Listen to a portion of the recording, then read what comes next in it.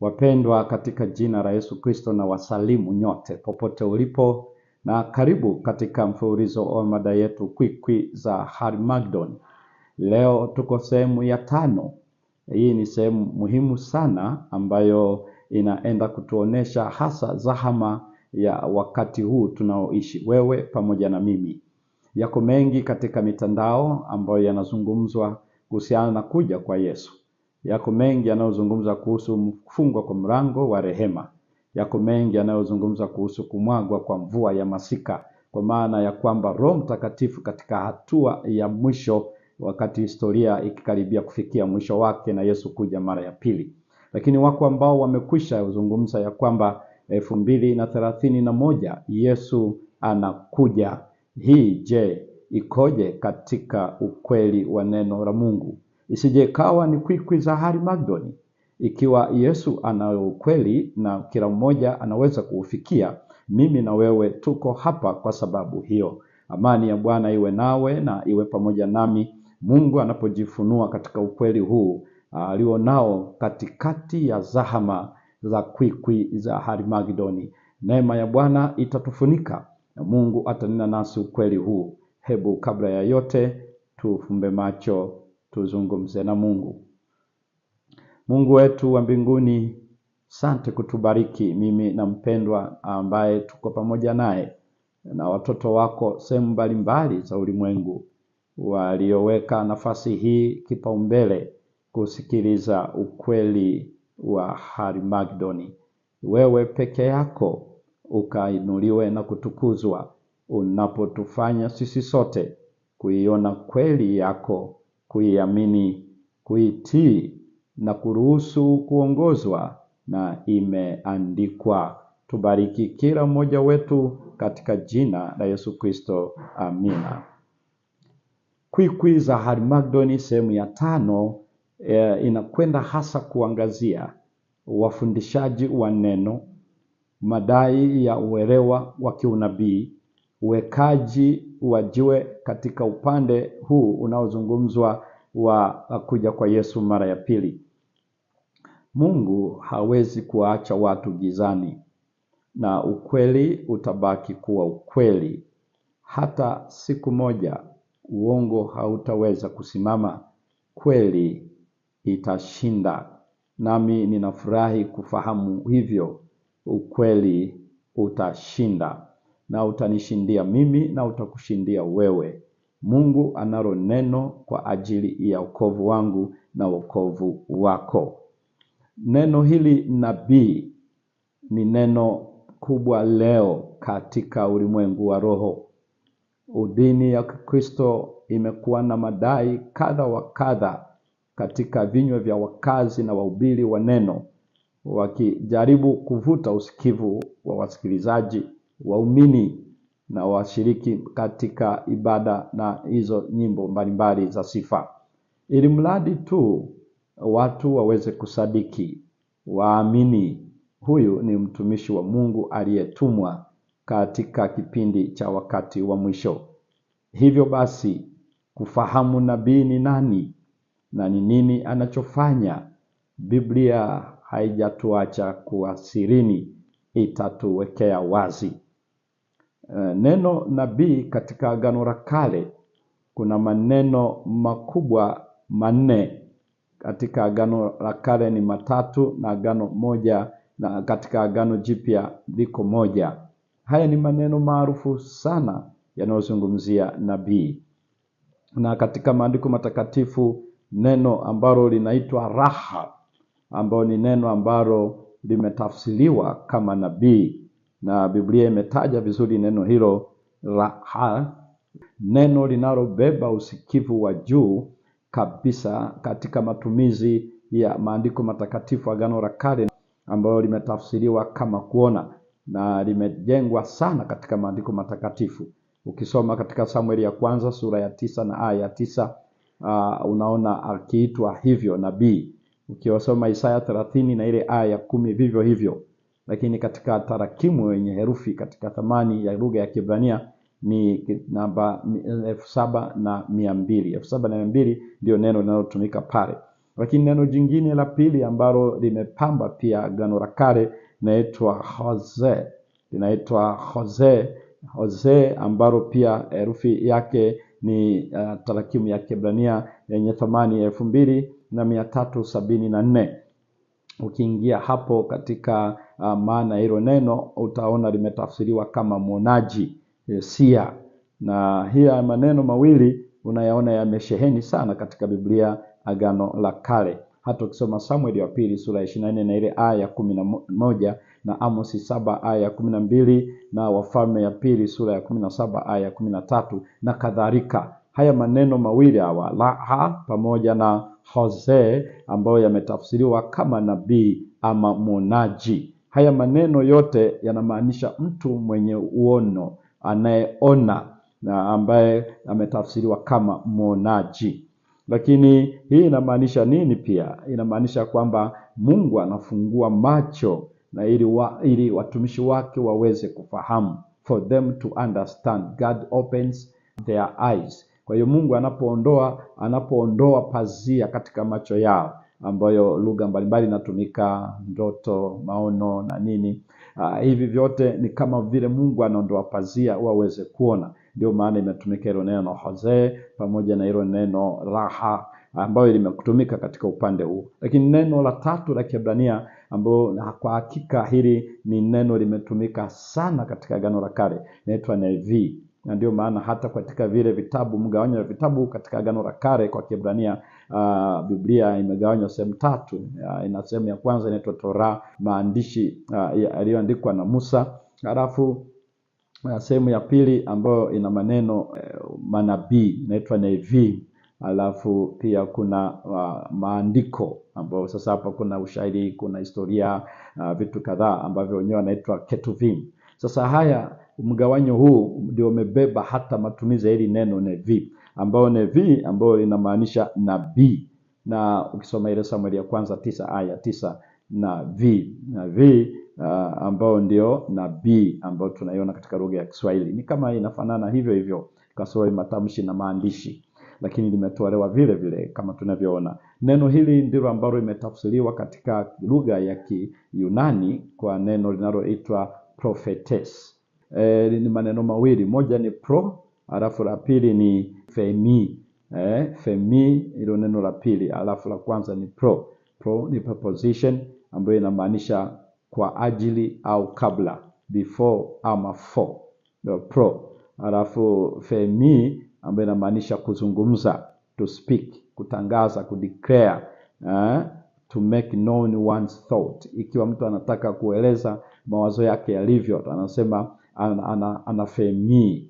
Kwa hiyo inapokuwa amefemi alafu likaongezwa na lile neno linaloitwa prophetess, inakuwa kwamba anatangaza kabla, anaeleza kabla, anazungumza kabla. Kwa hiyo kama unazungumza kabla ya nini? Kabla ya kijafanyika chochote, ndipo inakuwa kwamba huyo ni nabii, anazungumza vitu ambavyo havijafanyika.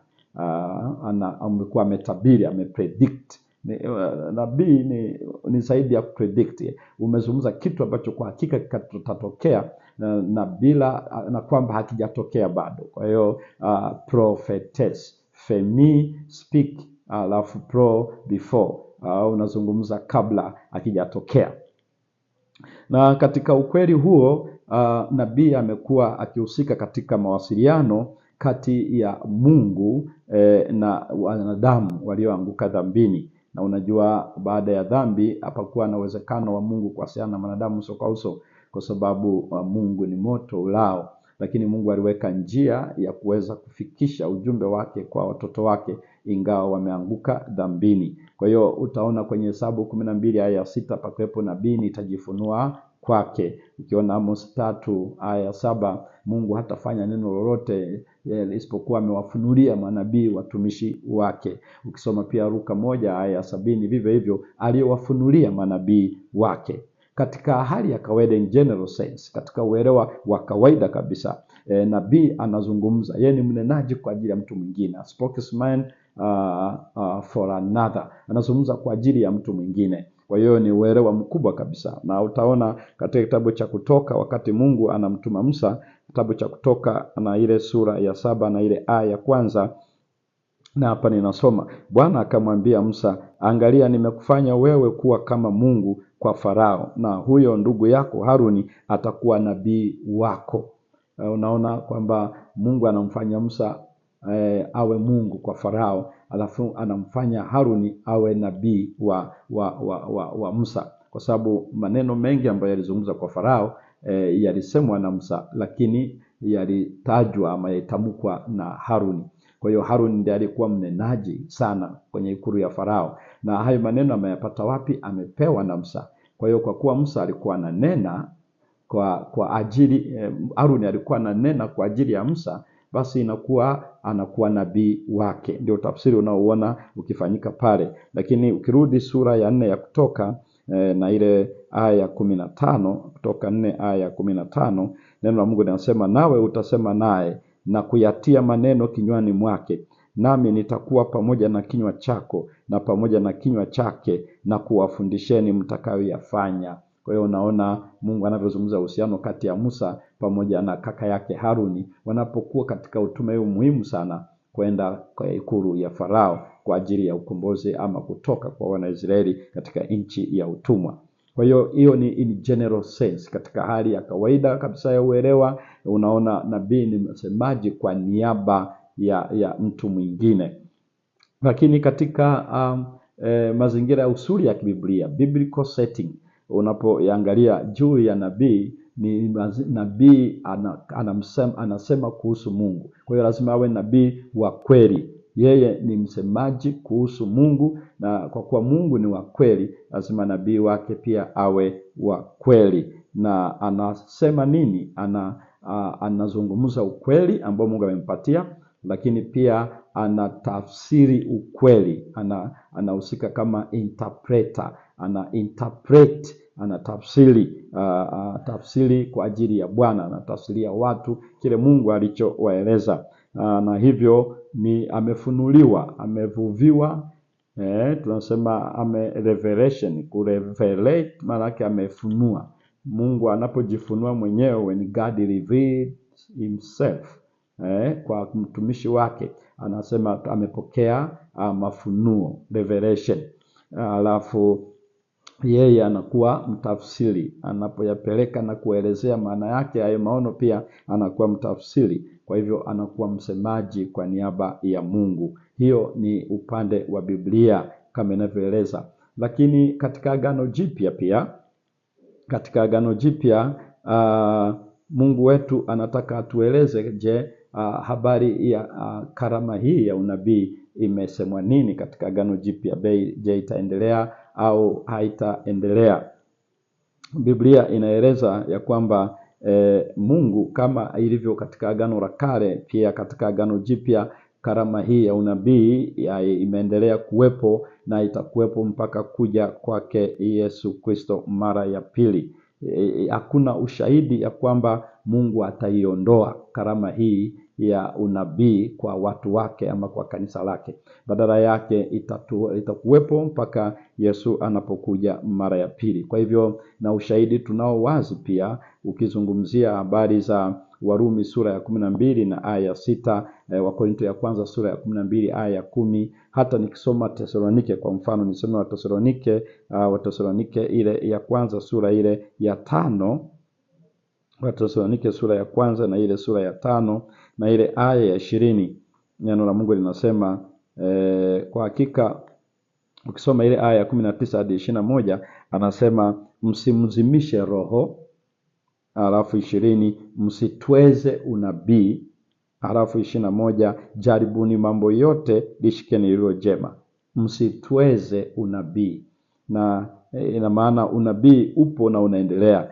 Waraka wa pili wa Petro sura ya kwanza na ile aya ya 19, nasi tunalile neno la unabii lililo imara zaidi, ambalo mkiliangalia kama taa ing'ayo mahali penye giza, mwafanya vema mpaka kutakapopambazuka na nyota ya asubuhi kuzuka mioni mwenu. Kwa hiyo tunalile neno la unabii lililo imara zaidi, ambalo mtu akiangalia kama taa ing'ayo mahali penye giza afanya vema. Sasa ukiangalia hao wote wanazungumzia uwepo wa karama hii ya unabii. Na kwa kuwa karama hizi zingine zote ambazo Mungu amekuwa akizitoa kwa kanisa lake, mojawapo na karama zilizopo ni karama ya unabii. Ikiwa hawezi kutoa karama ya ualimu, karama ya ukarimu, karama ya kunena kwa lugha, karama ya kutafsiri lugha, karama ya kufanya na zingine zote, ikiwa bado kanisa linaamini ya kwamba karama hizo zipo na zitakuwepo mpaka anapokuja mara ya pili, basi haliwezi kuacha kabisa kuamini kwamba karama ya unabii ipo miongoni mwa hizo karama. Na ni swala la msingi sana kufahamu, na kazi yake kubwa ni kuhakikisha ya kwamba kanisa linajengwa katika huduma na watu wanaishi, wanaukulia wokovu na wanajiandaa kwa kuja kwa Yesu mara ya pili. Mpaka pale mlango wa rehema utakapokuwa umekoma, ndipo unaweza ukajua karama za Roho pia zitakuwa zimekoma, maana Roho Mtakatifu atakuwa ameondoka, na kabla hajaondoka zitaendelea kufanya kazi vivyo hivyo. Na ukweli huo umewekwa wazi pia katika kitabu hiki cha Matendo, kikieleza utendaji wa karama ya unabii katika kanisa la mitume. Katika ile Matendo sura ya 13, Matendo 13 unaona ukweli huu. Una Matendo 13 ya kwamba ilitumika karama hii kwa ajili ya utume kwa maeneo mapya, nchi za mbali, na tunasema ni missionary activities ambazo zilifanyika wakati ule wa kanisa la mitume ama kanisa la awali. Na ilisaidia kwa sababu miongoni mwa watu waliokuwa wanaomba pale walikuwepo manabii. Mungu alinena, mnitengee Paulo na Barnaba kwa kazi niliyowaitia. Hiyo ni Matendo sura ya 13 aya ya kwanza na ya pili. Lakini karama hii ya unabii ilielekeza katika namna ya kufanya kazi wanapoenda kazini. Kuna maeneo karama ya unabii iliwazuia kuhudumu, na afu kuna maeneo mengine ambao karama hii ya unabii iliwaambia wafanye vile. Ninachoeleza tu ni kwamba ilikuwa kazini na katika kipindi pia cha kanisa. Ndio maana unaposoma Matendo ile sura ya 16 aya ya 6 hadi ya 10, Paulo aliona maono waziwazi, mtu akisema vuka uje Makedonia utuokoe. Wakati vituo huko nyuma walitaka kufanya hivyo, lakini Roho aliwazuia na karama ikaongoza wanapaswa kuelekea Makedonia. Na ni kwa kutii na mwongozo huo kanisa la kwanza Ulaya katika eneo la Filipi iliweza kusimikwa. Kwa hiyo karama hii ilitumika pia katika kuelekeza namna ya shughuli za kiutume zinazopaswa kufanyika. Lakini karama hii ya unabii pia ilitoa maonyo kabla kuhusiana na ugumu wa maisha ya watu. Kwa mfano, katika ile Matendo 11 aya 27 hadi 30, unaona wazi nabii mmoja anaitwa Agabo ambaye alizungumza juu ya njaa itakayotokea karibu ulimwengu mzima wakati wa Claudio ambaye alikuwa ni kiongozi wa serikali ya Rumi ya kale. Na ndio maana unaona Wayahudi watumishi wa Mungu, kanisa la Antioki, waumini wanajitoa kutoa mali zao kusaidia wahitaji ambao ni kanisa la Mungu lililokuwa kule Yerusalemu. Kwa hivyo hii inaonyesha wazi karama ya unabii. Lakini pia kukamatwa na kuwekwa vifungoni kwa Paulo kulitajwa pia na nabii Agabo katika Matendo sura ya 21 aya ya 10 hadi aya ya 14. Kwa hiyo karama ya unabii ilielekeza hata maisha magumu mbele ya watu wake wakati ule. Sio hivyo tu, karama ya unabii pia ilitumika wakati wa changamoto kubwa ya nani na kivipi mtu anaokolewa. Ilikuwa ni kikao cha mara ya kwanza kabisa katika kanisa la mitume, ile Matendo sura ya 15, ambayo hoja ilikuja mtu hawezi kuokolewa mpaka awe ametahiriwa. Ili lazimu Paulo na Barnaba waweze kurejea Yerusalemu, na kikao kilikaa cha wazee na mitume. Na ukisoma hiyo kwenye Matendo 15 aya ya 32, unaona uhusika wa hii karama katika mchakato mzima wa ufumbuzi wa debate kubwa ya kitheolojia, mtu anaokolewaje na ilivyofanikisha katika majukumu yake. Kwa hivyo hiyo ni katika agano Agano Jipya ambako tunaona ukweli ulio wazi kiasi hicho. Kwa hiyo majukumu mengi ambayo yanawekwa wazi, karama hii hasa inafanya nini? Yako mambo makubwa matatu ambayo karama ya unabii imetajwa kufanya, na mimi nitashiriki pamoja nawe katika Wakorinto ile ya kwanza. Paulo anaandika utendaji wa karama hii katika maeneo makubwa matatu. Wakorinto ya kwanza sura ya 14, Wakorinto ya kwanza sura ya 14 na ile aya ya 3. Bali yeye autubuye asema na watu maneno ya kuwajenga na kuwafariji na kuwatia moyo. Yeye autubuye asema na watu maneno ya kuwajenga na kuwafariji na kuwatia moyo. Sasa unajua, ukisoma hapa autubuye unafikiri ni kuhutubu kwa maana ya kufundisha, lakini neno lililotumika ambalo Paulo ameliandika sio la kufundisha didaskei. Ametumia neno ambalo lingetafsiriwa yeye anayetoa unabii, kwa sababu ni neno linaitwa propheteuo. Propheteuo ni hilo neno ambalo linatokana neno prophetes. Kwa hiyo autubuye, lakini Paulo ametumia neno anayetumia hii karama ya unabii. Anapaswa hii karama ya unabii itumike katika maeneo makubwa matatu. Moja, amesema ni kuwajenga. 2 ni kufariji. 3 ni kutia moyo. Haya mambo matatu ni ya muhimu sana. Lakini yanamaanisha nini haya mambo matatu? La kwanza ni kujenga, to build up. Hilo neno ambalo linatamka kama to build up ni oikodomi. Oikodomi hili ni neno ambalo Waingereza wanaitafsiri sana edification, to edify. Edification hilo oikodomi. Oikodome ambayo limetokana neno doma. Doma pia neno la Kigiriki ambao ndio kuweka maneno mawili oikos. Oikos ni nyumba. Nyumba inaitwa oikos. Kwa hiyo kama ni oikos alafu doma. Sasa haya maneno mawili yakiungana, oikos na doma, ndio imetopatikana hilo neno oikodome.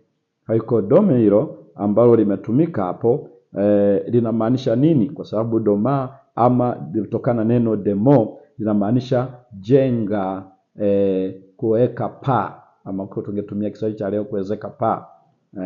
So to build a roof. Kwa hiyo dome ni sio tu kujenga, kama ni kwenye nyumba ni sehemu ya juu ya nyumba, kwenye paa. Kama Kiswahili cha siku hizo nasema ni kuwezeka, wengi wanatumia neno kupaua.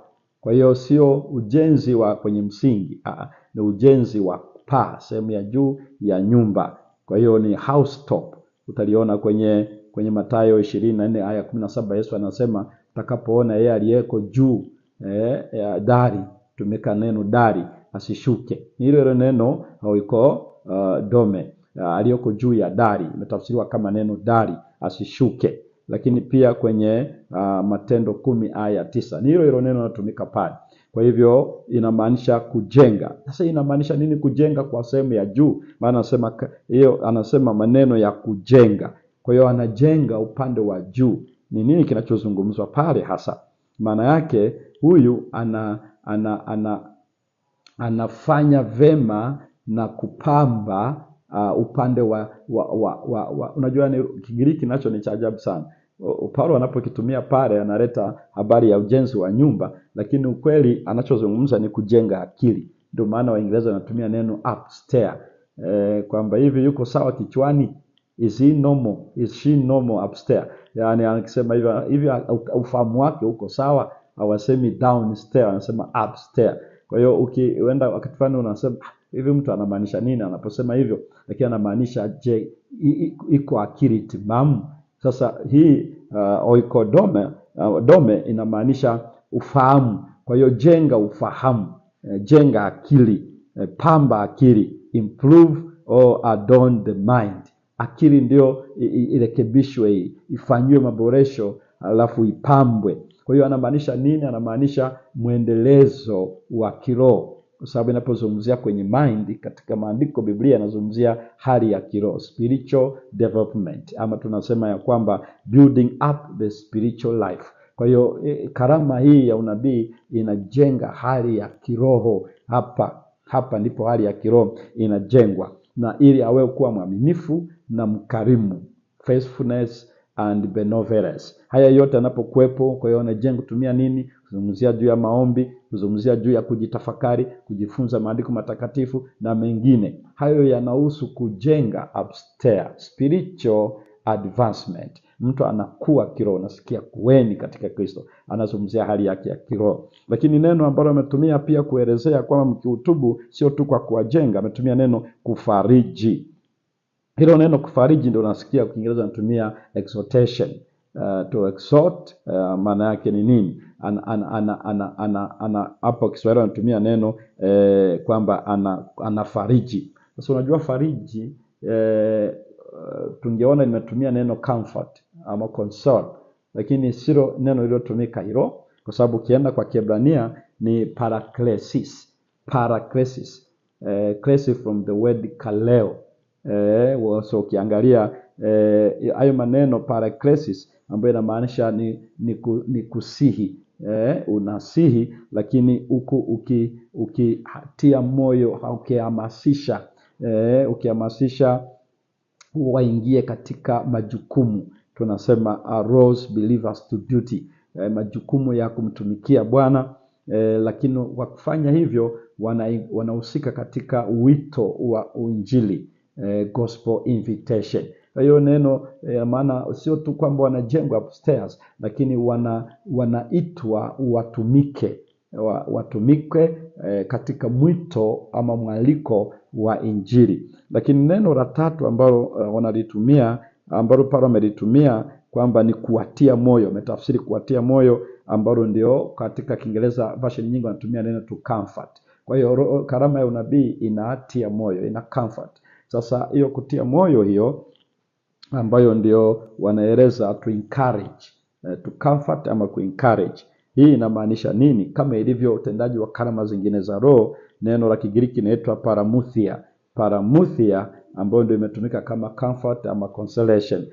Hapa ina maana yeye kama ilivyo karama zingine zote zinawapatia kuwa waaminifu na kuwawezesha kuwalinda kutoka katika mafundisho ya uongo. Kwa sababu ukiangalia hilo neno kama lilivyozungumza hapo paramithia, ambalo linatajwa pale, kwa hakika kufariji ni zaidi ya sisi tukitumia kufariji tunafikiri mpatie maneno hivi na vile, lakini hilo neno ukiliangalia hasa maana yake linatumika upande huo.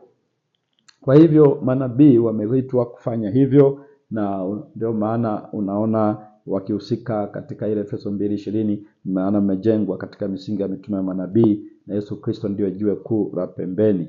Kienda kwenye Petro ya kwanza 4 na ile aya ya 10 na aya ya 11, waliandika wakiongozwa, maana mtu hawezi kufasiri unabii apendavyo. Ndio wanavyoeleza ukienda Warumi 12 aya ya 6 na ya 7 kadhalika. Sasa hii Agano Jipya linaelezea utendaji wa karama hii katika kanisa lake, na haitaondoka kwa sababu karama zingine hazijaondoka.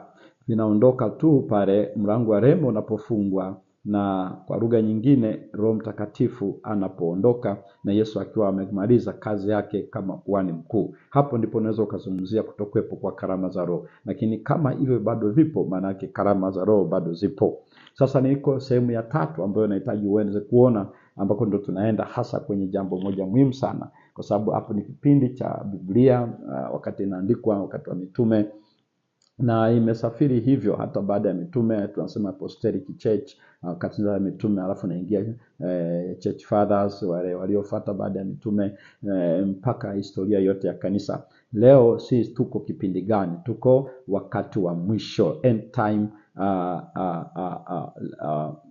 tunasema end time church, kanisa la wakati wa mwisho. Na hivyo je, kutakuwepo bado na udhihirisho wa karama ya unabii kwa kanisa lake? Jibu ni kweli, itakuwepo. Kwa nini? Kwa sababu Yoeli amezungumza. Hebu angalia Yoeli alizungumzia jambo hili vizuri sana katika kitabu cha nabii Yoeli.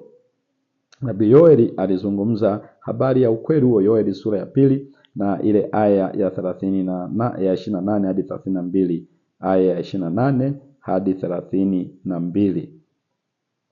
Hata itakuwa baada ya hayo ya kwamba nitamimina roho yangu juu ya wote wenye mwili, na wana wenu waume kwa wake watatabiri, wazee wenu wataota ndoto. Sikiliza vizuri hapa. Na vijana wenu wataona maono. 29. Tena juu ya watumishi wenu, wanaume kwa wanawake, katika siku zile nitamimina Roho yangu, nami nitaonyesha mambo ya ajabu katika mbingu na katika dunia, damu na moto na minara ya moshi. 31. Jua litageuzwa kuwa giza na mwezi kuwa damu, kabla haijaja hiyo siku ya Bwana iliyo kuu na itishayo. Na itakuwa ya kwamba mtu awaye yote atakayelitia jina la Bwana ataponywa. Kwa kuwa katika mlima wa Sayuni na katika Yerusalemu watakuwako watu watakaookoka, kama Bwana alivyosema, na katika mabaki hao awaitao Bwana. Sasa Yoeli anazungumza habari za kumwagwa kwa Roho Mtakatifu, na kitendo hicho kitahusisha watu kuwa na karama ya unabii. Hiyo ni aya 28. Sasa Yesu alizungumza namna hii kwenye ile Mathayo 24 akirejea hapa kwa Yoeli alizungumza maneno haya. Mathayo 24 aya ile ya 29 hadi 30. Mathayo 24 aya ya 29 hadi 30, na hapa ninasoma: lakini mara baada ya dhiki ya siku zile, jua litatiwa giza na mwezi hautatoa mwanga wake, na nyota zitaanguka mbinguni, na nguvu za mbinguni zitatikisika. Ndipo itakapoonekana ishara yake Mwana wa Adamu mbinguni. Ndipo mataifa yote ya ulimwengu watakapoomboleza, nao watamwona Mwana wa Adamu akija juu ya mawingu na ya mbinguni, pamoja na nguvu na utukufu mwingi. Sikiliza sasa hapa. Yesu anatupatia tu kuelewa hivi, ishara ambayo inahusu nyota kuanguka, mwezi hautatoa mwanga wake, jua kutiwa giza, ambayo Yoeli amevitaja kwenye utabiri huo ama unabii alioeleza. Yesu anaeleza vinahusiana na wakati wa kuja kwake mara ya pili, kwa sababu ni baada tu ya hayo matukio. Yesu anasema ndipo itakapoonekana ishara yake Mwana wa Adamu, na watamwona Mwana wa Adamu akija na juu ya mawingu ya mbinguni na nguvu, pamoja na nguvu na utukufu mwingi. Kwa hiyo ndicho kinachoonekana pale. Ina maana hivi, wakati wa Pentekoste baadhi ya watu wengi wanadhani ilikuwa ndio utimilifu kamili wa unabii wa Yoeli, wakati Roho Mtakatifu aliposhuka na katika wale 120 kwenye Matendo sura ya 2. Lakini hata Petro mwenyewe aliyetoa hotuba akijaribu kujibu, sio kwamba akijibu hoja ambayo wale watu walishangaa kwamba inakuwaje hawa watu ni watu ambao ni wa Galilaya, lakini wanazungumza lugha zetu nasikia sisi wenyewe. Wengine wakawa wanabeza, wanakasema wamelewa, lakini wengine wakasema hapana. Na ndipo Petro na mitume wakasimama kufafanua lile tukio lilimaanisha nini. Kwenye Matendo sura ya 2 mstari ule wa 12 hadi 17, hapa sikiliza na ninasoma: wakashangaa wote, wakaingiwa na shaka, wakiambiana, maana yake nini mambo haya? 13, wengine walidhihaki wakisema, wamelewa kwa mvinyo mpya. 14, lakini Petro akasimama pamoja na wale 11, akapaza sauti yake akawaambia, enyi watu wa Uyahudi na ninyi nyote mkao Yerusalemu, vijueni jambo hili, mkasikilize maneno yangu. 15, vivyo sivyo mnavyodhani, watu hawa hawakulewa, kwa maana ni saa 3 ya mchana. 16, lakini jambo hili ni lile lililonenwa kwa kinywa cha nabii Yoeli. Angalia sasa, baadhi ya watu wakisoma hapa wanaona ni utimilifu kamili wa ujumbe wa Yoeli. Lakini sikiza Petro anavyoeleza kwenye aya 17, itakuwa siku za mwisho, asema Mungu, nitawamwagia watu wake roho yangu, na wana wenu na binti zenu watatabiri, na vijana wenu wataona maono, na wazee wenu wataota ndoto. Hii ni nini? Petro alijua kwamba unabii wa Yoeli hasa katika ukamilifu wa utimilifu wake ni wakati wa mwisho. Petro anasema itakuwa siku za mwisho, asema Mungu. Kwa hivyo ndio maana Yesu alieleza yale matukio, jua, mwezi na nyota yanapomalizika, akaeleza ndipo atamuona mwana Adamu akija. Kwa hiyo kumbe kilichotokea wakati wa Pentecost tunasema ilikuwa ni initial stage ya fulfillment ya ule unabii aliosema Yoeli, lakini haikuwa ni fullness, kwa sababu fullness ya unabii, ukamilifu katika unabii huo ni wakati wa mwisho. Na wakati wa mwisho Biblia imeandika vizuri. Tutakapokuwa tumefika wakati huo tutaelewa kwenda kukokotoa katika maandiko ambao umeanza 1798. Huko siku za mbele tutakuja kuangalia vizuri. Ni unabii kabisa umewekwa na umetamkwa kabisa, na ni katika kusoma watu wanaweza kujua. Kwa hivyo hicho ndicho kinachozungumzwa pale. Kwa hivyo Yoeli alikuwa anaeleza kwamba wakati wa mwisho karama ya unabii itadhihirishwa.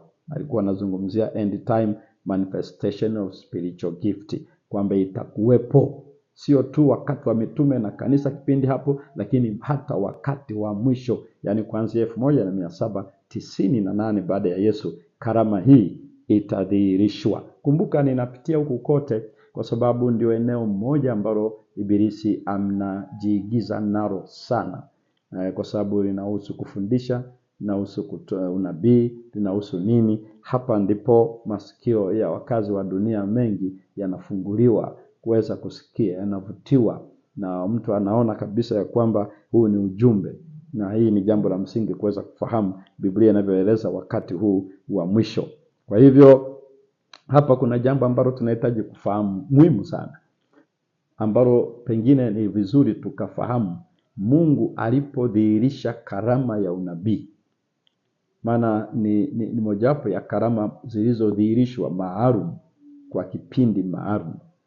Na ukifuata historia katika Biblia, pale palipokuwepo na zahama katika kanisa lake, Agano la Kale na Agano Jipya, Mungu aliinua karama ya unabii. Ni kurejelee tu kidogo uweze kufahamu. Haikutoka tu kwa kuwa imetoka.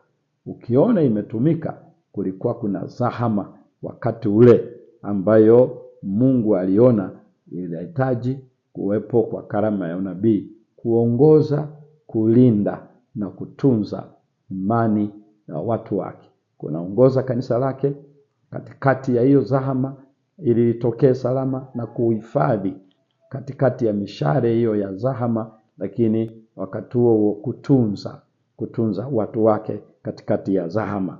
Kwa hivyo ukiona manabii wameinuka kwenye jukwaa, imekuwepo ofisi ya nabii, ujue kuna zahama kubwa iko hapo. Mara nyingi sisi tunaposoma nabii na ujumbe huwa tunashindwa kufahamu vizuri, kwa sababu huwa hatuangalii zahama ya wakati huo. What was the crisis? Ukishajua tu there is a prophet, it is because there was a crisis. Na sio crisis ya kawaida, hapana, ni major crisis. Kwa hiyo ndio iko pale. Kwa hiyo ukiona hivyo, ndipo unaona nabii, Mungu anainua nabii. Hakuwepo tu hivi hivi, mpaka pamekuwepo na zahama. Kwa hiyo ukitaka ufahamu zahama ipi, ndipo utajua ujumbe ulioinuliwa na nabii wakati ule. Mtoe mfano, ukifikiria juu ya gharika, unamuona Nuhu. Biblia inasema walikula na kunywa. Walioa na kuolewa. Walijenga na kupanda, kama unavyoona Sodoma na Gomora. Kwa hiyo unaona hayo yote, paka Biblia Yesu anasema kama ilivyokuwa wakati wa Nuhu, ndivyo itakavyokuwa kuja kwake Mwana wa Adamu. Anakueleza zahama kipindi cha Nuhu itakuwa zahama kipindi cha wakati wa mwisho. Kwa hiyo ni vizuri uweze kufahamu dhoruba ya wakati ule iliyosababisha Mungu ainue karama hiyo kupitia kwa Nuhu. Lakini ukizungumzia juu ya zahama ya wana Israeli, mpaka Mungu anamwambia Musa, nimesikia kilio, nimeona mateso yao, nimeshuka niweze kuwaokoa na kutuma. Kwa hiyo unaona kipindi Israeli ukiwa utumwani kule nchi ya Misri, ili waweze kutoka, Mungu aliinua karama ya unabii. Na utaona kwenye Mika 6 aya 4 na Hosea 12 aya 13, Mungu aliinua karama ya unabii kulihifadhi kanisa lake na kuliongoza kutoka nchi ya utumwa kwenda nchi ya ahadi. Ukifikiria juu ya kipindi cha uasi wenye giza totoro, kipindi cha Ahabu na mke wake Yezebeli, Mungu aliinua mtumishi wake anaitwa Elia. Unajua, ukimwona tu Elia Mtishibi unaweza usijue, lakini ukiona ameinuka, ilikuwa kuna zama kubwa kweli kweli. Ilikuwa ni national apostasy, ni uasi wa kitaifa.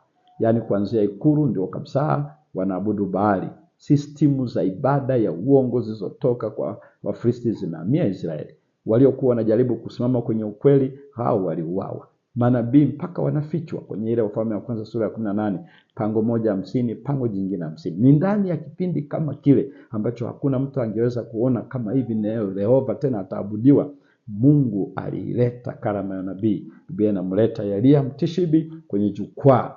Mungu akamuinua Elia Mtishibi. Lakini pia kabla, katika zama ya anguko la Israeli kwenda utumwani, Babeli, kuanguka mikononi mwa Ashuru, unaona Mungu aliinua manabii kina Isaya, kina Yeremia, manabii wengi ambao waliinuliwa kipindi kile. Ni katika kipindi hicho cha zahama aweze kulilinda, kulihifadhi na kuliongoza kanisa lake. Kwa bahati mbaya kwenye Yeremia sura ile ya 7, labda niisome hapa Yeremia sura ya 7.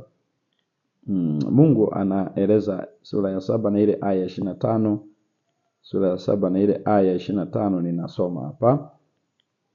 Tokea siku ile baba zenu walipotoka katika nchi ya Misri hata leo, nimewatuma watumishi wangu wote manabii kwenu ninyi, nikiamka mapema kila siku na kuwatuma. Yaani Mungu anaeleza, nimewatumia watumishi wangu kuwaonya, kuwanusuru, kulinda na kuwatunza, lakini hamkuwasikiliza. Mstari wa 29, lakini hawakunisikiliza wala kutega sikio lao, bali walifanya shingo yao kuwa ngumu, walitenda mabaya kuliko baba zao. Kwa hiyo unaona Mungu ameinua katikati ya zahama ya wakati wa taifa la Israeli. Mungu aliinua manabii. Ndio maana unaona unaposoma kuanzia Isaya, nenda Yeremia, nenda Ezekieli na wengine wote, ukisoma hivyo ujue kanisa la Mungu Agano la Kale lilikuwa kwenye zahama. Kwa hiyo Mungu hakuchoka, anaita nabii baada ya nabii. Wengine walipigwa mawe, wengine walifanywa hiki na kile, lakini Mungu bado anainua watumishi wake. Kwa hiyo ukitaka kujua ujumbe, jifunze zahama ya wakati ule ili ujue ujumbe wa nabii aliyeitwa wakati ule. Lakini pia katika kabla Yesu ajaje mara ya pili, kulikuwa na zahama kubwa sana. Zahama kubwa sana. Na Mungu akamuinua Yohana Mbatizaji. Unajua ukisoma Yohana Mbatizaji ujue kwa kuna zahama kwa ajili ya kuandaa mioyo ya watu kwa kuja kwa Yesu mara ya pili. Kwa hiyo kulikuwa na Yohana Mbatizaji ambaye aliinuliwa. Paulo anaandika katika Galatia 4:4, ulipofika utimilifu wakati Kristo alizaliwa. Na ili Yesu aje, Mungu aliandaa mtumishi wake Yohana Mbatizaji. Katika wakati wa mwisho, je, atakaa kimya? Ikiwa nyakati zote za zahama Mungu aliinua nabii, je, wakati wa mwisho atakaa kimya? Kwa sababu kwenye Ufunuo 12 aya 17 inasema, joka akakasikia mwanamke, akaenda afanye vita na uzao wake waliosalia, wazishikao amri za Mungu na kuwa na ushuhuda wa Yesu. Joka atafanya vita na waliosalia. Hawa wanatoka baada ya siku 1260 ambao tunaisoma kwenye Ufunuo sura ya 12 aya ya 6, ambao ni wakati, nyakati 2.5 wakati. Ufunuo 12 aya ya 14. Kwa hiyo ni baada ya kipindi hiki ambacho kinaishia 1798, kanisa linakuwa waliosalia. Na sasa waliosalia ndio joka ana vita nao. Vita ndio lugha inayotamka, afanye vita, amekasirika, anaenda kufanya vita na uzao mwanamke waliosalia, wazishikao amri 10 za Mungu, washikao amri za Mungu na wana ushuhuda wa Yesu. Sasa Yesu anataja kwenye Mathayo 24 na ile aya 21.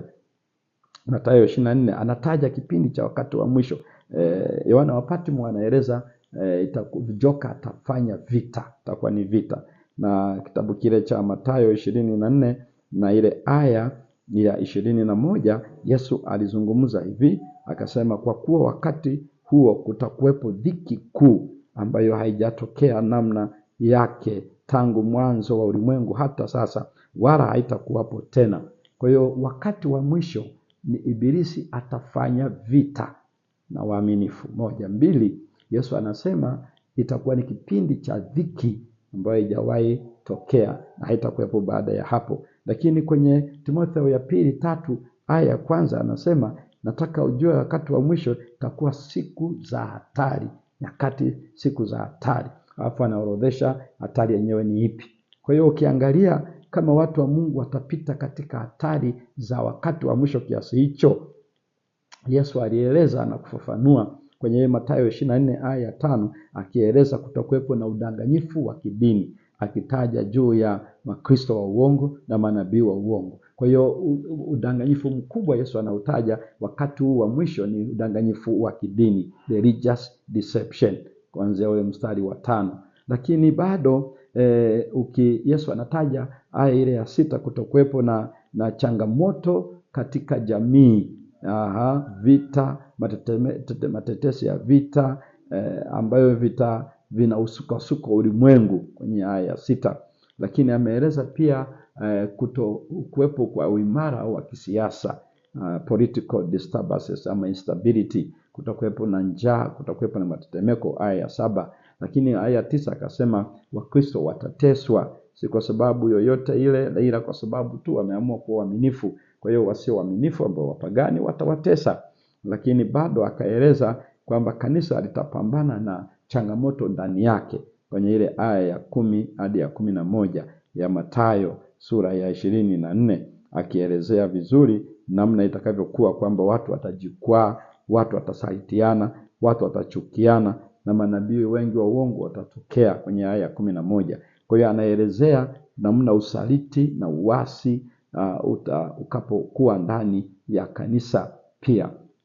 Lakini pia kusalitiana huku anakokutaja ambao kutatokana na manabii wa uongo, na hivyo wengi watapoteza uvumilivu wao. Ndio maana Yesu alimalizia mstari wa 13, lakini mwenye kuvumilia hata mwisho ndiye atakayeokoka. Kwa nini? Kwa sababu maasi yataongezeka na upendo wa wengi utapoa, kwenye aya ya 10 hadi 13. Ikiwa hivi ndivyo itakavyokuwa katika wakati wa mwisho, ni dhahiri Mungu hatakaa kimya asiweke karama ya unabii kama ambavyo amefanya wakati wa zahama, Agano la Kale, katika historia ya Biblia. Mungu ataonyesha hivyo karama hiyo, na kama alivyoeleza kupitia kwa Yoeli kwamba kutakuwepo waliosalia ambao watakuwepo kabla ya siku kuu ya kutisha ya kuja kwa Bwana wetu.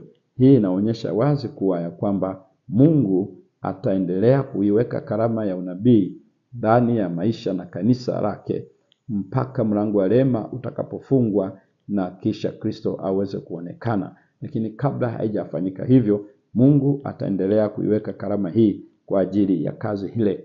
Ilipofika mwaka 1844 ambayo kwa ni Oktoba 22, ninyi wanaosoma historia wanajua kabisa Wakristo wengi walimsubiri Yesu aje na hakuja. Na kitendo hicho kilileta mpasuko mkubwa na msukosuko mkubwa. Ndani ya kipindi hicho Mungu aliinua karama hiyo tena. Siku zinazofuata tutakuja kuiona vizuri Mungu alipomuinua Ellen G. White. Najua watu wengi hawajui kwa nini amemuinua Ellen G. White. Na kwa sababu watu wengi kwa kutaka kuchafua vile wametafsiri wanavyoona. Lakini tutaangalia maandiko na maandiko yatatueleza kujua, kwa sababu kila kitu kinapimwa na maandiko matakatifu, hasa yanayohusiana na ibada, yanayohusiana na imani, yanayohusiana na uhusiano wetu na Mungu. Hii inaonyesha wazi kwamba pamoja na kwamba kutakuwepo na manabii wa uongo kwenye ile Mathayo 24 aya 24, hii inaonyesha pia Mungu atakuwa anainua karama ya unabii ya kweli. Kwa hiyo Biblia siku zote itabaki kuwa usalama wako na usalama wangu. Siku zote Biblia Ndivyo alivyofanya. Akamtumia Musa akaandika maandiko, baadaye manabii mbalimbali waliofuata kuandika, wengine wafalme, wengine wafugaji, wengine wakulima, wengine nani. Mungu amewatumia kwa nyakati mbalimbali zaidi ya miaka 1500, waandishi wapatao 40 kwa nyakati tofauti, na hakuna hata sehemu moja wanapopishana. Nieleza ya kwamba pamoja na kwamba kuna Biblia leo ambayo ina vitabu zaidi ya 66, ambayo ina vitabu vilivyochomekwa mule ndani kwa sababu vina maneno yanayounga mkono fikra za wanadamu badala Mungu mwenyewe, ndio maana wanaviingiza mule ndani, lakini havina uvuvio. Jumla ya vitabu vyenye uvuvio ni 66. Kwa hivyo Mungu ametumia watumishi wake kufanya hivyo. Anafunua ili aongoze, ili atunze, ili ahifadhi. Lakini katika kipindi hicho ambacho Biblia inaandika kiasi hicho, ambapo sikilize vizuri sana, kwamba Mungu amefanya mafunuo ya kiwango cha juu sana kupitia mwanawe. The ultimate revelation of God. Yesu Kristo ni kiwango cha juu cha ufunuo wa Mungu. Ndio maana alisema hakuna mtu aliyemuona Mungu isipokuwa Mungu Mwana pekee. Yohana 1:18. Huyu ndiye aliyemfunua. Huyu anayetoa ushuhuda huyo anaandika mwenyewe hapo Yohana. Kwa hiyo ndipo ninahitaji kueleza hili ya kwamba Yesu Kristo ndiye kilele cha ufunuo wa Mungu. Kilele, the ultimate revelation of God is through God the Son. Na hiyo ndio iko wazi kwenye Waebrania sura ya 1 na ile aya ya 1 hadi aya ya 4. Katika zama hizi Mungu amenena nasi kupitia kwa mwanawe. Kwa hiyo ni katika mwanawe pekee mafunuo ya kiwango cha juu yamewekwa mbele za wanadamu. Kwa hiyo sio kwamba Yesu hajatupatia katika familia hii mambo ambayo ni kinyume na mapenzi ya Mungu. Badala yake amesitiza na kuelekeza usahihi wa maandiko matakatifu. Mara nyingi tangu hata alipojaribiwa alisema imeandikwa. Na katika kufundisha kwake alielekeza wanafunzi imeandikwa. Na hata amefufuka anawaambia imeandikwa. Inaonyesha kabisa wazi ya kwamba licha ya Yesu kuwa ndio mafunuo ya juu, lakini bado aliwaelekeza wanadamu kujua hicho alichokwisha kifunua kupitia manabii wake. Kumbuka waliandika ili iweze kuwa mwongozo utakaoongoza watu katika mahusiano yao na Mungu. Kwa hiyo ndipo unasoma hapo walianena wakiongozwa na Roho Mtakatifu.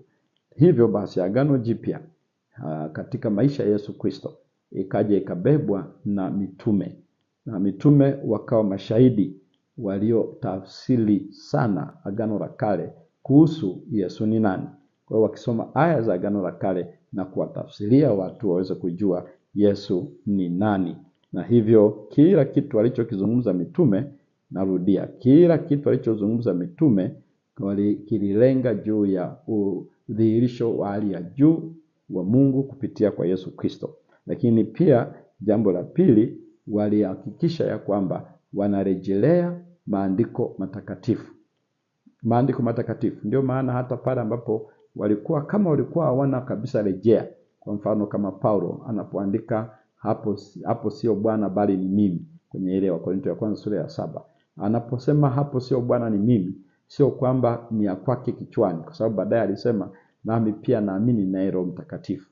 Lakini anachomaanisha ni kwamba hakiwa kimerejelewa tayari kwenye maandiko matakatifu. Kama hakuna mahali pa kurejea kwenye maandiko matakatifu, basi ni ushahidi ya kwamba ndio maana anasema haipo kwenye maandiko, lakini amefunuliwa na Roho Mtakatifu na akaeleza mimi nami nina Roho Mtakatifu. Hii ndio lugha ambayo imekuwa ikitumika, lakini utaona wanarejelea watu katika maandiko matakatifu, na unaona anamwandikia Timotheo kila andiko lenye pumzi ya Mungu lafaa. Na ukiona anamwandikia Timotheo kwamba umeyafahamu maandiko ya kweli tangu ukiwa mtoto kupitia kwa mama yako na kwa bibi yako. Kwa hiyo unaona anapoandika maandiko matakatifu. Wakati wao ilikuwa ni Biblia Agano la Kale.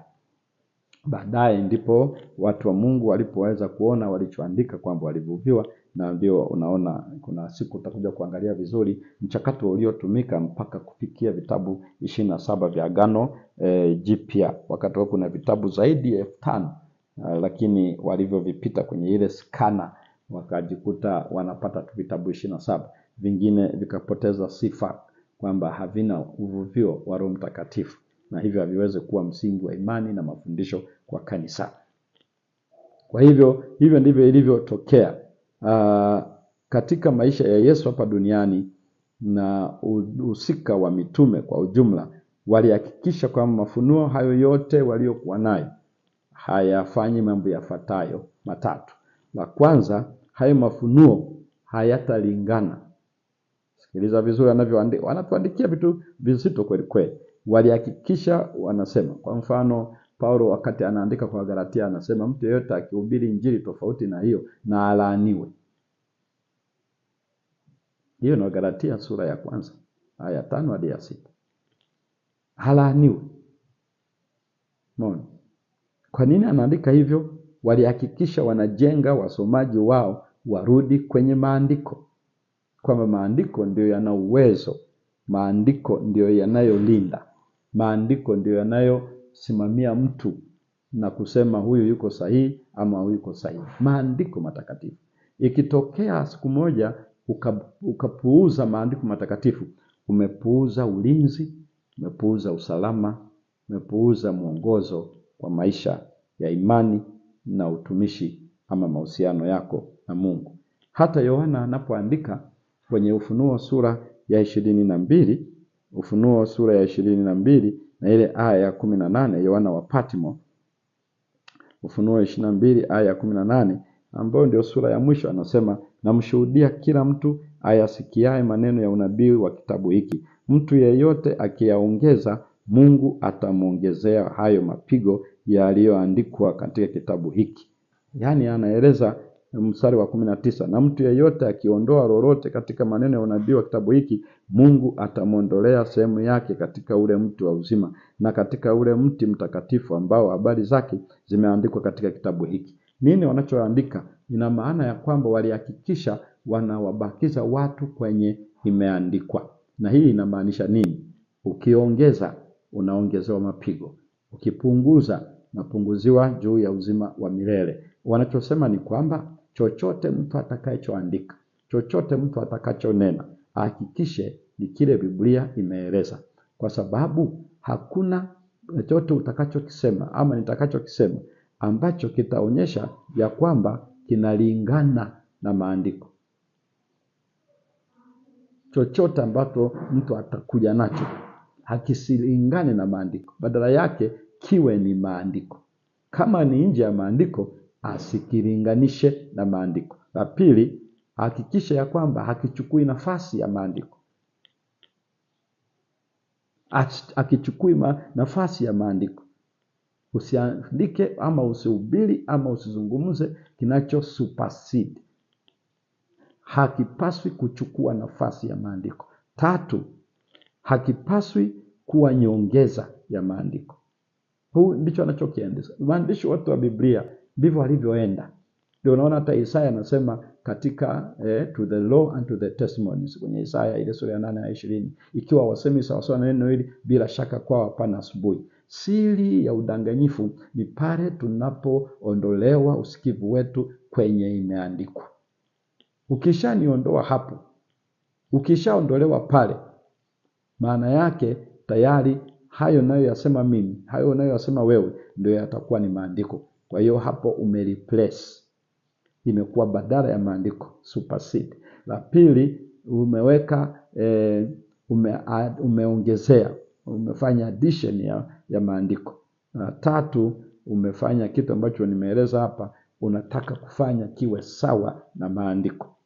Biblia iko namna ile, na ndio maana hata mitume waliofuata hakuna walichoandika eti wamevuviwa kinyume na ilichosema Biblia.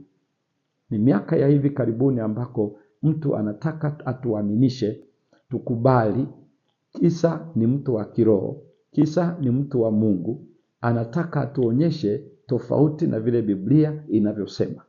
Tafsiri ziko nyingi sana na tutakuja kuziona kwa kina kabisa. Hii ni hatari. Mtu yeyote kama ana roho wa Mungu ataithibitisha Biblia, sio aongezee, kwa sababu Biblia haina upungufu na haihitaji nyongeza. Sio aiondoe, Ndio maana unaona wanenaji wa siku hizi, unasikia Biblia, unajua Biblia tulio nayo imepitia michakato mingi, sio ile walioandika mitume, sio walioandika manabii. Kwa hivyo anabomoa imani ya wasikilizaji kwa maandiko. Nini anacholenga? Analenga kuwadanganya, ili hata akizungumza uongo wasimpime kwa maandiko. Na hili sio ambalo linafanyika kwenye madhehebu mbalimbali ya Kikristo leo. Hata baadhi ya wanaojiita Waadventista wa Sabato wanajaribiwa kuneutralize imani ya mtu kwenye imeandikwa. Na ikishakuwa namna hiyo ni hatari.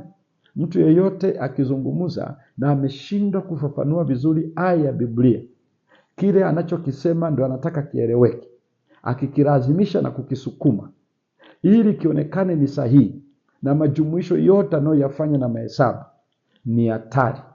Ninalieleza hili wazi kabisa. Tutakuja kuona nini kwa sababu ya jambo hili. Hata wale wana set the time, wanasema ya kwamba mwisho wa dunia ni 2031. Wanafanya calculations zao, wanafanya vikokotoo. Wanaeleza 2027, wanazungumzia habari za Jumapili kutangazwa. Wanazungumzia vitu vingi, na kwamba wamejua mpaka Roho Mtakatifu anaondoka lini, wamejua mvua ya masika inamwagwa lini, mambo ambayo hayamo kwenye maandiko. Na tena baadhi ya watu ambao wanazungumza ukweli, wanasema ni ukweli, wanaeleza mpaka na kukoti L.G. White kwamba ndiye ameeleza. Ninawaahidi ndugu zangu wapendwa, tutapita hii vizuri. Leo ni msingi tu wa zahama za Harmagedoni.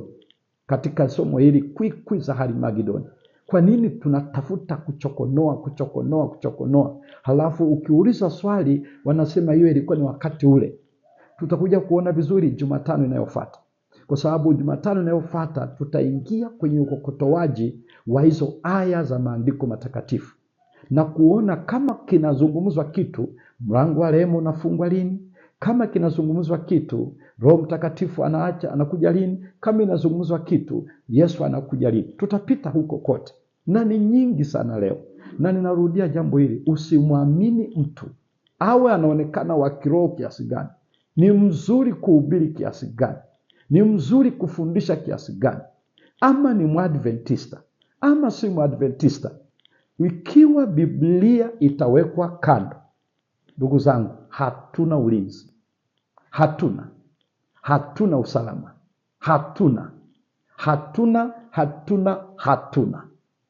hakuna sumu mbaya kama inayoweza kudondoshwa na kuyeyusha imeandikwa. Na Yesu alisema yudi moja wala nukta moja ya Torati ya maandiko haitaondoka mpaka yote yatakapotimia. Leo mtu anakuja anasema ile Yesu aliyosema inahusu saa, inahusu siku, lakini sio mwaka. Leo mtu anakuja anasema 6,000 ni unabii. Wa wapi unabii? Because the Bible is so quiet. Biblia izungumuzi habari ya unabii wa miaka 6,000. Alafu mtu anaulazimisha useme ni unabii. Hatuna unabii wa miaka 6,000 in the Bible. Nenda kwa nabii yote, unausoma wapi wa unabii? Wapi? Ni ukokotoaji tangu Adam mpaka muda huu tulipo. Je, ukokotoaji wa tangu Adam mpaka muda huu tulipo ndio unabii leo unaweza kuita? Unausoma kwenye kitabu kipi kwamba una unabii wa miaka 6,000? Na tutaenda tuweze kuona vizuri kwa nini washawasha hii. Shida ni nini? Nani yuko nyuma ya washawasha hii? Na tutaipita yote vizuri kabisa, kwa sababu mbingu zinafahamu Ibilisi anatangulia kwa miujiza, anatangulia kwa hiyo hali za kimwili hizo, atangulie ili mtu anapoongeza sauti, mtu anapoonekana huyu ni wa kiroho, sauti yake inapobadilika. Na tuliuza pale, nikaeleza kwamba angalieni hii sumu. Mtu baada ya kuomba anazungumza na Mungu, anaanza kusema nakemea, anaanza kusema najipinga, nakaa napingana na hiki, na fanya hiki na kile. Anakuambia pokea muujiza, pokea hiki na kile, pokea baraka. Na nikaeleza mpaka imeenda mpaka wanataka uende wakati wa usiku. Hii ni trend ya wakati wa mwisho. Hizo hamsha mtu anapozungumza hizo zinamfanya msikilizaji aone kuna utendaji wa Roho Mtakatifu. Halafu anakupeleka kwenye ukokotoaji wa mahesabu, anakupeleka huko, anakupeleka kule. Halafu unaona hapa, anakupeleka Marekani, anakupeleka Vatican, anapeleka ule Palestina, anakupeleka sijui wapi imefanyika. Hamsha za washa za kwikwi za Harmagedoni. Na hakuna mtu yeyote anayejiandaa kumlaki Yesu Kristo mwenye hamsha hizo. Yesu hajakosea anaposema kesheni. Watch. Kesheni. Tutakuja kuangalia vizuri. Preparedness ya kuja kwa Yesu mara ya pili sio habari ya time setting, sio habari ya kuweka mahesabu ya muda. Preparedness ya kuja kwa Yesu mara ya pili ni kujitenga na uovu na kuishika kweli. Uwatakase kwa ile kweli, neno lako sio kweli. Neno lako ndio kweli. Uwatakase kwa ile kweli, neno lako ndio kweli. Kwenye Yohana 17 aya 17. Leo watu wanakuja watuaminishe kwa kuweka mahesabu. Na Biblia inatueleza vizuri, yeyote anayejifunua kwamba amefunuliwa neno, kama ilivyokuwa siku zote ya karama ya kunena kwa lugha, lazima hiyo karama itatuelekeza kwa kile ambacho Roho Mtakatifu alikwisha funua kwa watumishi wake.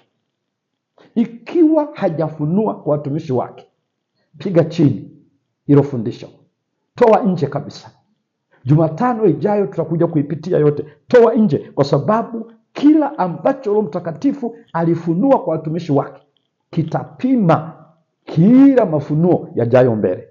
Jambo la pili, hiyo karama ya Roho lazima ionyeshe nuru ya mafundisho ambayo tayari maandiko matakatifu yamezungumza.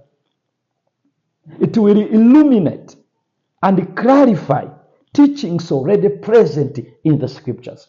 Sio uje na kitu ambacho hakiko kwenye maandiko matakatifu. Unachotaka utuambia ni kwamba Biblia haiko complete. Kama haiko complete, maana yake kuna mafundisho kwenye Biblia ambayo yalikuwa ambayo yanatakiwa leo, yanayohusiana na imani, ambayo Biblia haina. So the Bible is incomplete. The teachings of the Bible is incomplete. Kwa hiyo nataka tutoke kwenye Biblia, tukufate wewe ambaye sasa ndio Biblia yetu, maana una mafunuo. Na kwa kufanya hivyo, nimejiunga na wewe kudharau Biblia haijakamilika, haina mafundisho. Post-canonical prophets, they have to illuminate and clarify the already teachings in the Bible, sit in the Bible, present in the Bible, in the scripture.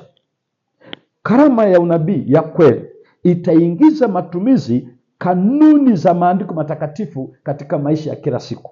Will apply the principles of scripture to the daily life. Hayo mafundisho yote, kanisa lazima litembee katika uelewa wa neno la Bwana.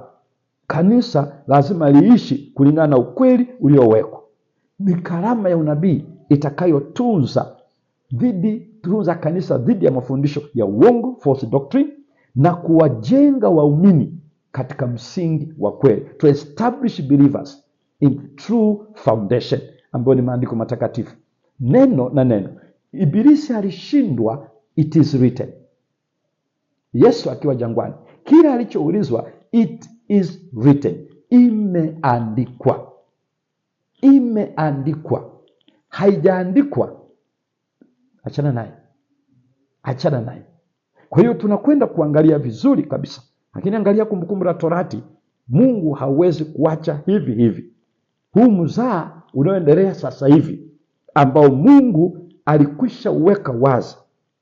Kumbukumbu la Torati sura ya 18, neno la Mungu linasema hivi. Kumbukumbu la Torati sura ya 18 na ile aya ya 22, anasema hivi. 18 aya 22, anasema atakaponena nabii kwa jina la Bwana, lisifuate jambo lile wala kutimia, hilo ndilo neno asilolinena Bwana. Sikiliza vizuri. Kwa kujikinai amelinena huyo nabii, usimuogope. Sikilizeni watu wa Mungu. 2027 watu wanasema Jumapili itatangazwa. 2031 watu wanasema Yesu atakuja. Eti hatujui tu sana siku. lakini wameshajua mwaka. Sikiliza, Mungu tutafahamu wazi, na mimi ninaomba tubaki, Mungu atulinde. Lakini hata kama atulinde, hata kama ataruhusu tulale, haya tunayoyasema yatabaki na yatabaki. Hivi utakuwa wapi? Kile unachong'ang'ana 2027 kwamba Jumapili itatangazwa, umeshajua tayari. Eti unafanya mahesabu kikokotoo. Umeshajua mwisho wa dunia hii 2031. Hivi hicho kokotoo hicho kifanya ndio kikuonyesha ndio mwisho wa dunia? Kisa unafukuzana na miaka 1000 milenia ambao wateule watakwenda juu mbinguni. Na kisha umesoma dunia imekuwa katika hali ya dhambi muda wa miaka 6000 sasa. Halafu msemee N.G. White amesema kitu hicho. Nimeeleza ya kwamba tutapitia kwenye hizo aya vizuri sana, wazi mno. Leo unazungumzia N.G. White.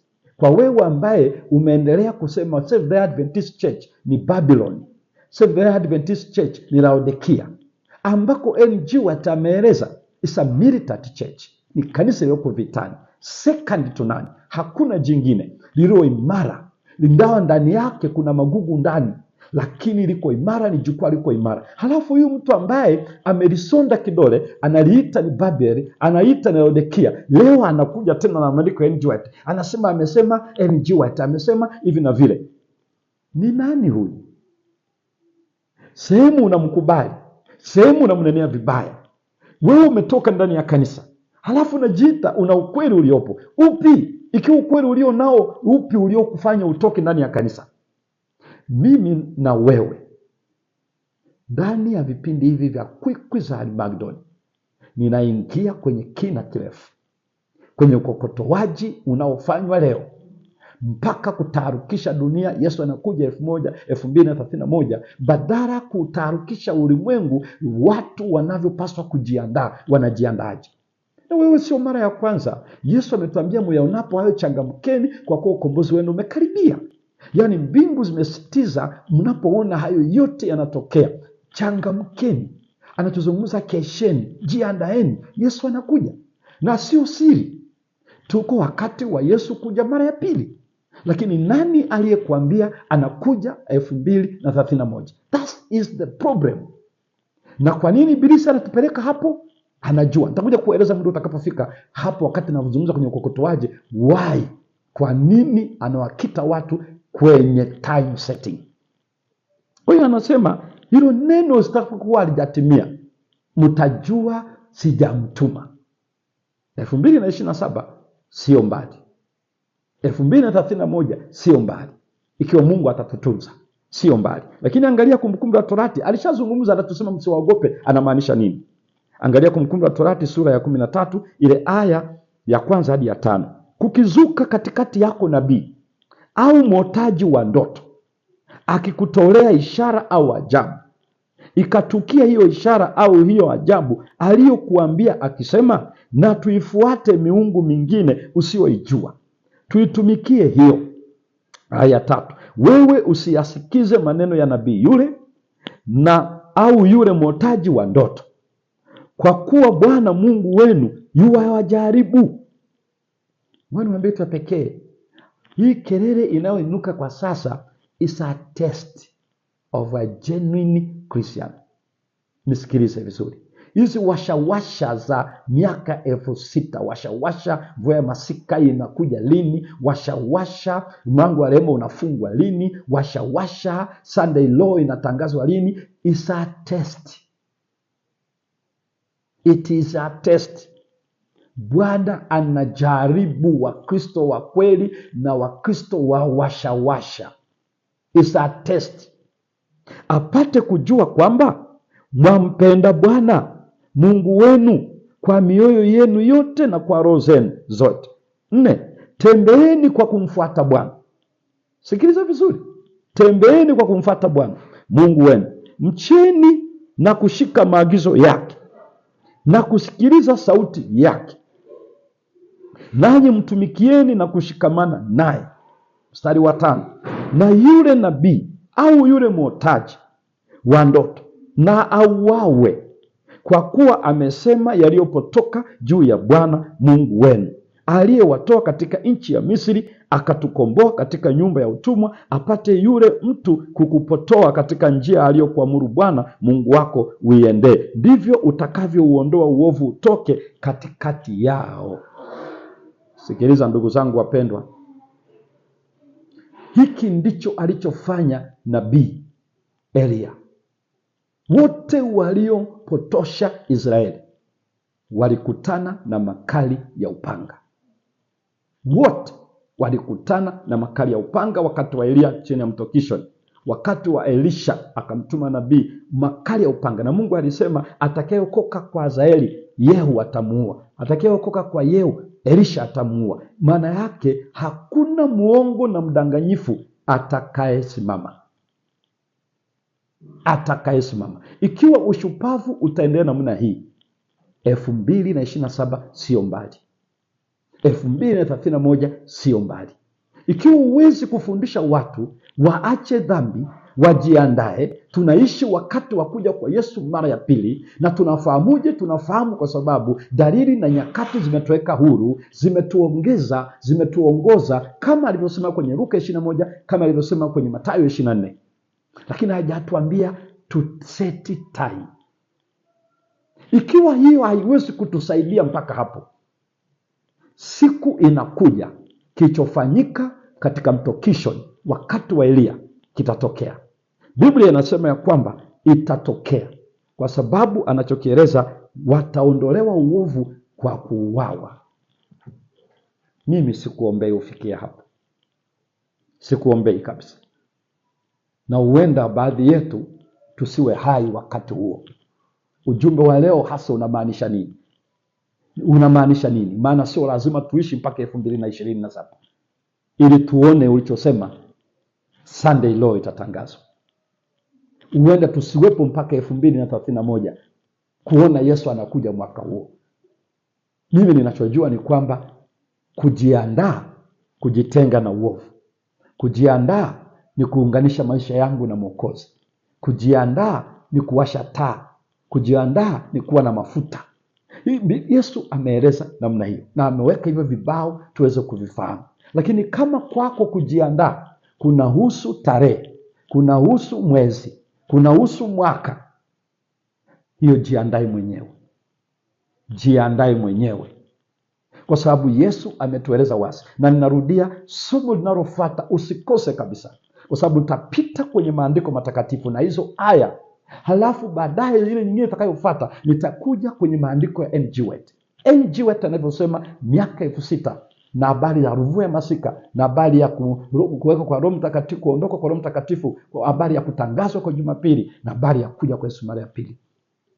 Tutapita huko kote, wala hakuna kuwa na wasiwasi. Watakase kwa ile kweli, neno lako ndio kweli. Na ngoja nikueleze wewe ambaye uko hapo mpendwa, ndio nisikiliza. Wewe unayetumia quotation za N.G. White, una misinterpret, unazitafsiri vibaya ili kujenga chuki ya ibilisi ndani ya mioyo ya watu kuhusiana na ukweli wa wazi wa neno la Bwana. Wakati huo ukijitenga na kanisa la Waadventista wa Sabato, ni nini unachokifanya? Wapi? Kitu gani unachokifanya?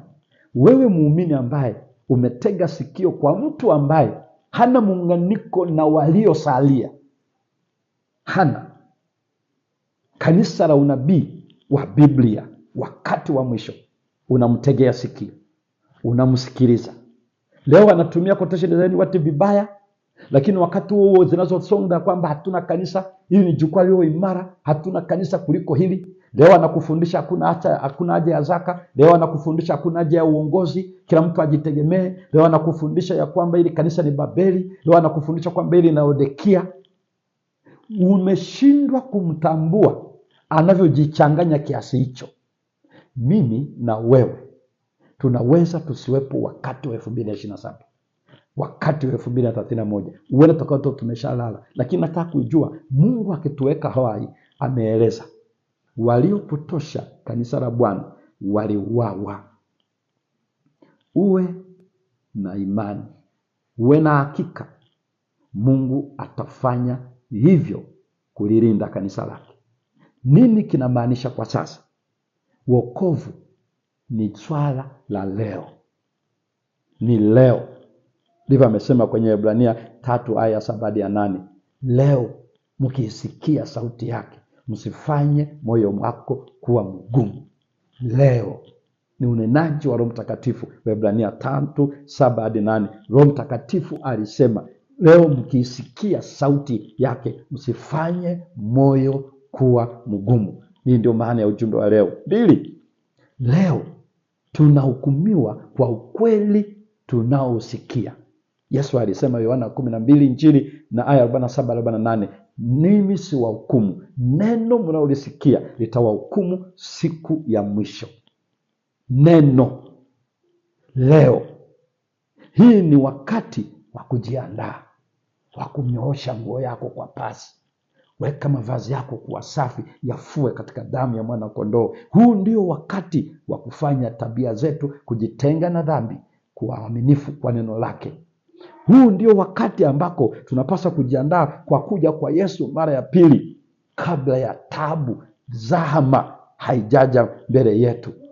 Hii ndio ukweli na ndio wokovu wangu. Pendwa, moyo wangu na moyo wako kuipokea kweli. Sote tuna ujumbe, Yesu yuaja tena.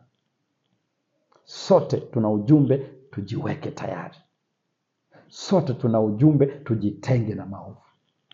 Sote tuna ujumbe, tupeleke habari njema ya wokovu. Sote tuna ujumbe, Roho Mtakatifu anamwagwa. Sote tuna ujumbe, kuna habari ya muhuri, kuwekea muhuri, na habari ya mnyama kuweka alama yake. Sote tuna ujumbe, Yesu atashinda na atakuja tena, na kuja kwake ni yakini. Na kama alivyosema, naja upesi, naja upesi, naja upesi. Kwenye kitabu cha Ufunuo 3:1-7, nitazama yuaja na mawingu. Ufunuo 3:11, naja upesi. Ufunuo 22:7, naja upesi. Ufunuo 22:12, naja upesi. Ufunuo 22:20, naam, yeye asemaye maneno asema naja upesi. Na harusi na bibi harusi asema na uje Bwana wetu. Mungu akujalie. Tuko katikati ya zahama, kuhifadhi na anihifadhi hata ajapo mara ya pili. Endelea kupiga vita vizuri vya imani. Mungu atujalie kushinda uovu kila siku na kuunganisha mahusiano yetu na Yesu kila siku. Atupatie amani ya kweli isiyo na kwikwi za Harimagedoni, amani na utulivu wa kuinua vichwa vyetu juu mbinguni. Haleluya, Yesu Kristo yuaja tena. Asante na tuombe. Baba yetu wa mbinguni, jina lako litukuzwe. Asante kwa kunena nasi. Asante kwa kutuokoa. Asante kwa kutuelekeza kwenye maandiko yako. Na asante kwa ukweli unaoendelea kuufunua kwetu. Bariki mtazamaji na msikilizaji katika jina la Yesu. Amina. Jumapili 1:30 jioni tutakutana kwenye grupu la WhatsApp, wasafiri wa kwenda mbinguni, maswali na majibu. Tunaendelea bado na series hii, amani ya Bwana iwe nawe. Jumatano inayofuata tutakuwa pamoja katika sehemu hii tena, zahama ya kwikwi za Harimagedoni. Katikati hapo ndo tunakutana kwenye kokotoo. Shalom.